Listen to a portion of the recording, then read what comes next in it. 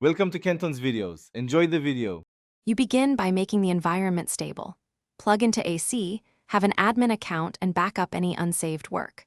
Once done, open Settings, go to System right arrow Recovery and choose Advanced Startup, or hold Shift and click Restart from the sign-in screen to force Windows recovery environment. You do this because WinRe runs outside the OS. It isolates repair tools. Make sure to have installation media ready if Advanced Startup isn't available, since that gives the same recovery options. Once WinRe loads, pick Troubleshoot then Advanced options to see the full toolset. Choose Startup settings when you need Safe Mode. Press Restart, and then F4 for Safe Mode or F5 for Safe Mode with networking.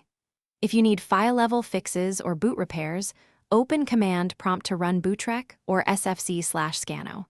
For configuration, rollbacks use System Restore or Uninstall updates. You follow this sequence because it lets you escalate from non-invasive fixes to deeper repairs with minimal. After applying a repair or booting into safe mode, reboot to confirm the issue is resolved and sign in to test system behavior.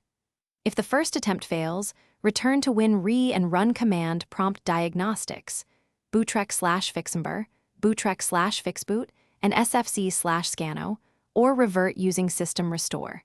If you cannot access WinRe at all, boot from your Windows 11 USB install media and choose Repair your computer to reach the same toolset.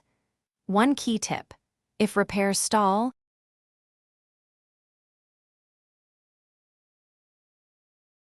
Thanks for watching. Consider subscribing if we helped you.